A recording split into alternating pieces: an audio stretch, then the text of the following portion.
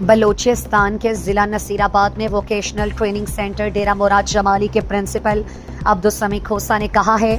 کہ ہمارے سینٹر میں 105 نوجوان مختلف شعبوں میں ہنرمندی کا کام سیکھ رہے ہیں، جن میں electronic shop, auto machine welding, A C اور فریج یونٹ اور مشین شاپ شامل ہیں۔ سینٹر کے طلباء کو تربیت مکمل کرنے کے بعد سرٹیفکیٹ کے 22,500 روپے کی اسکالرشپ بھی دی جا رہی ہے، جس کا مقصد نوجوانوں کو خود مختاری اور باعزت روزگار کی طرف راغب کرنا ہے۔ صوبائی مشیر محنت اور افرادی قوت سردار بابا غلام رسول عمرانی نے اپیل کرتے ہیں کہ ووکیشنل ٹریننگ سینٹر VTC کو ٹیکنیکل ٹریننگ سینٹر TTC میں اپ گریڈ کیا جائے تاکہ مزید شعبے شامل کیے جا سکیں اور زیادہ سے زیادہ نوجوانوں کو ہنر سکھایا جا سکے۔ ان خیالات کا اظہار انہوں نے سینٹر کے دورے پر میڈیا کے نمائندوں سے بات چیت کرتے ہوئے کیا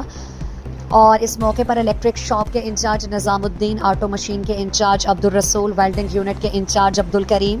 مشین شاہ کے انچارج شہاب الدین، ریفریجریٹر اور ایئر کنڈیشن شاپ کے انچارج عبدالحق اور بابو محمد انور ڈومکی سمیت دیگر اسٹاف اور نوجوان ٹرینر موجود تھے۔